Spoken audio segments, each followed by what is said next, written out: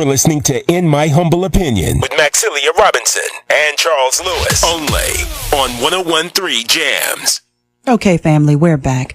You're listening to In My Humble Opinion on 101 Jams. And as promised before the break, we have Dr. Umar Johnson on the line. Yes. Dr. Johnson, thank you for joining us. Thank you. Glad to be with you. All right. So I'm sure you are well informed as to what's happening in the city of Charlottesville, the KKK and neo-Nazis and anti-Semitics that have brought evil to our town, as well as what's happening on a national level as far as how our president has responded to that and others. I just want to know what's on your mind, my brother.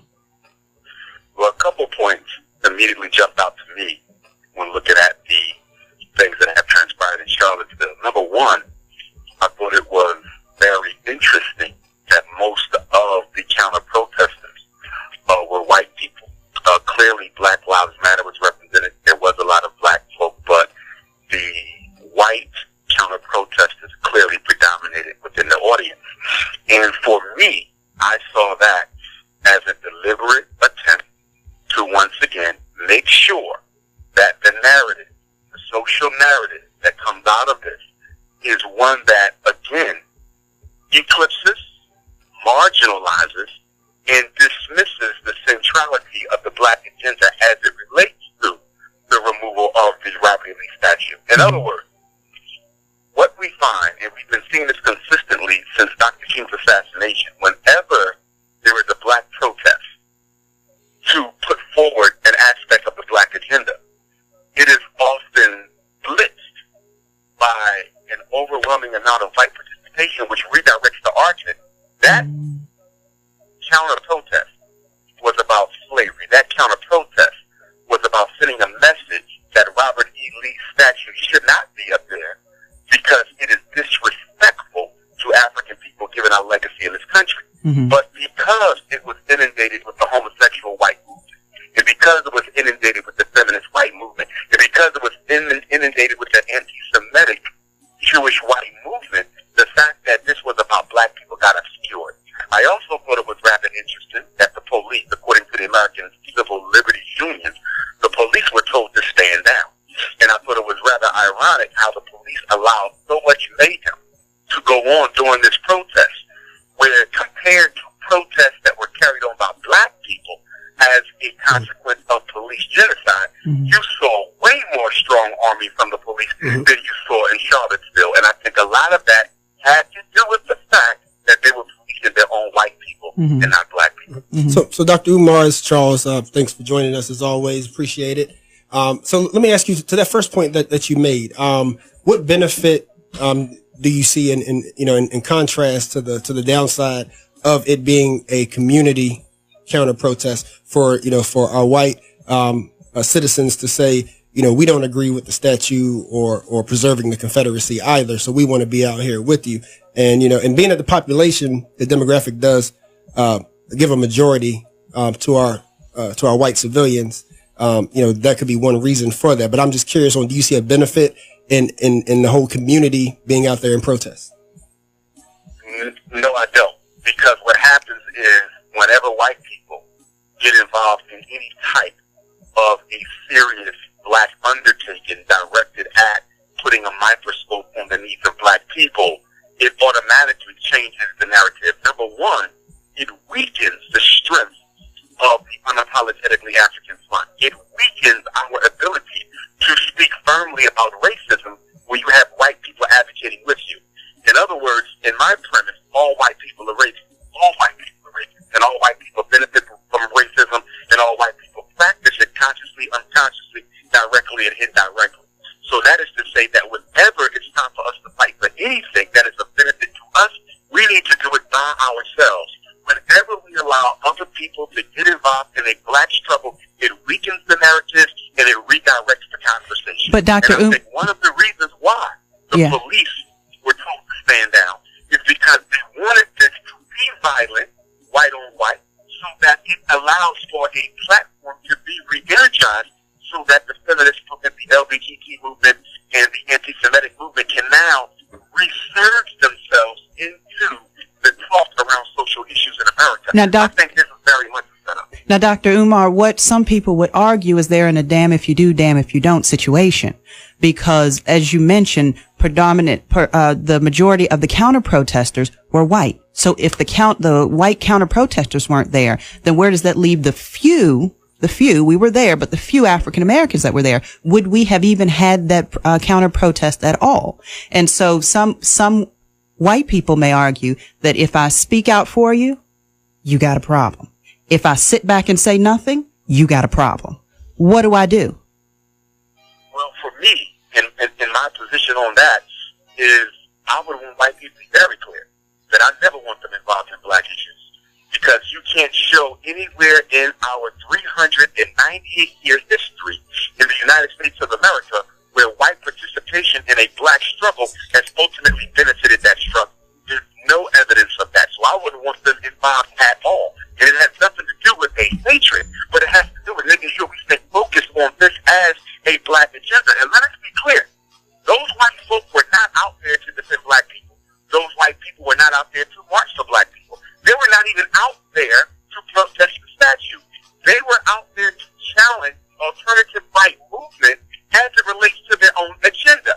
For example, the alternative right movement is clearly a sexist movement. Okay, so from a feminist perspective, white women will have an issue with them.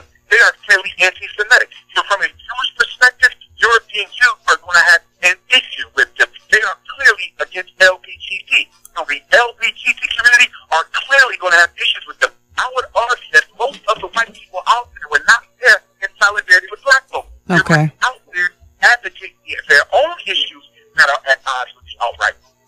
All right. Again, family, you're tuned into In My Humble Opinion on 101 Jams, who are speaking with Dr. Umar Johnson. We're going to take a quick break, and we'll be right back after this. You're listening to In My Humble Opinion with Maxilia Robinson and Charles Lewis, only on 101.3 Jams.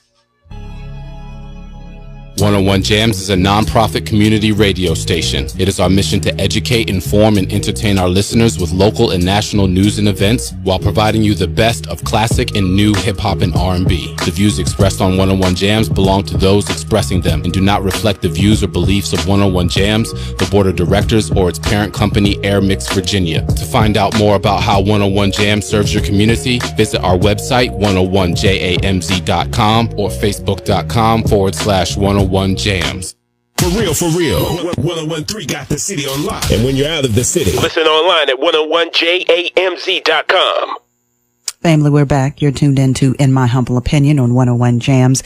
And before the break, we were speaking with Dr. Umar Johnson.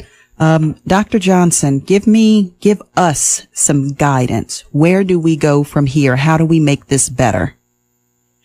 Well, number one, I think there needs to be an intellectual paradigm shift as it relates to the black struggle in America. We'll be celebrating 400 years in just 2 years. From 1619 to 2019, that's 400 years. And I think there's certain ways we have approached our issues that are now dysfunctional and outdated. One of the narratives that has to shift, one of the paradigm shifts we have to take, is away from symbols to substance. To give you an example, when that white man walked into the church in South Carolina, Charlottesville, and murdered those brothers and sisters, one of the things that the state government of South Carolina was able to effectively do was shift the narrative away from social justice, political justice, economic justice, and they reduced the entire aftermath of the Charleston Nine to simply taking down, the Confederate flag from the State House. Look at this situation in Charleston, Virginia. I can see the local government and the state government attempting to do the same thing. We're going to take this statue down and give black people a symbol of advancement. Barack Obama, his two-term presidency, a symbol of advancement. And we have been a sucker for symbols of advancement, and we have to move towards substantive change. We need to see substantive change, not just symbols, because when people can take symbols, tokenism becomes the primary strategy that the power structures want to use to give black people the illusion of inclusion. So what we need to be working for is systematic change in discrimination, systematic elimination of bias, systematic elimination of disproportionality, systematic can change the better serve black folk. And the number one system would be our access to capital, our access to organized wealth in large amounts so that we can rebuild the infrastructure of our community. If it's one thing that keeps Black America where Black America is, excluding our celebrity, because most of them will not even be allowed to help us the way in which we need to help, we need to be able to access capital. And that is the one thing we can't access. It is the one thing that everyone else can access. And that's why they can come into our communities and do better than we can, although we've been here 400 years. They have only been here 4 years, and they can build infrastructure better than us because they have that access. It's the economic racism, I would argue, is at the basis of all of the discrimination we face. Okay, okay. Aaron?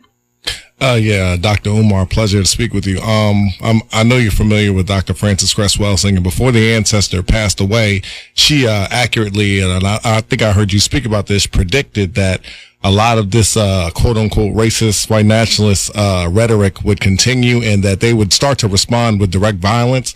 Being a father with 2 young black African American boys, what everyday strategies do you have simply, and I like to ask all of our spokespeople strategies for us to stay safe in this kind of environment, because I also see that they're going to have another event at Texas A&M University, and they're going to continue to be doing these rallies. So what just everyday strategies of self-respect or suggestions do you have for black people and citizens to keep themselves safe as these individuals express this behavior and with direct violence? Doctor, you with us? Did you make out that comment if someone could paraphrase it for me? Paraphrase it. Yeah. So Aaron was asking, what tips would you give for us, particularly us with black kids facing these kind of adversities, ways to maintain our self-respect, but and also protect ourselves. Well, one thing that has to happen is we have to give our youth, the next generation, we have to give them a very thorough political education. Because one of the things that I see missing from all of the protests that we have been having over the past several years, beginning with Trayvon Martin, coming up to even now with Charlottesville, Virginia, is a lack of political education for everyone, but particularly for the masses. And the reason why that's so critical, when people are not politically educated, they don't even know what they're fighting for. They know what they're fighting against. Black people have always knew what they were fighting against, but we weren't always crystal clear on what we were fighting for. So political education saves lives, a political education saves resources, and a political education saves time. So we have to politically educate the youth. But in order to do that, I think that adult Black America has to come together, and we have to decide on the platform that we want moving forward. You still have the ideological civil war in Black America. And that ideological civil war basically says there are some of us who are assimilationists, integrationists, and accommodationists. We believe the future for Black America is in getting whites to accept us. After 400 years, that is still a very popular ideology. And then you have the nationalist camp, which I represent, which says, listen, we don't have to hate white people, but we need to understand something. Every group in America that does well for itself does well by itself. So there has to be some degree of independent political, independent economic, and independent sociological building and infrastructure development within the Black community. So we're going to have to rectify that intellectual ideological civil war that still exists well after W.E.B. Du Bois versus Marcus Garvey, well after Dr. King versus Malcolm X, well after Frederick Douglass versus Martin Delany. We still need to rectify that because our children don't really know which way to go. Should I be an integrationist? Is that the way to go? Or should I push forward towards national? All right. All right. Dr. Johnson, thank you for joining us. We appreciate your time. Anytime. Y'all have a great day. You too. All right, family. You're tuned in to In My Humble Opinion on 101 Jams. We're going to take another break and speak to Don coming up, right? Don Gath. There we go. All right. We'll be right back. You're listening to In My Humble Opinion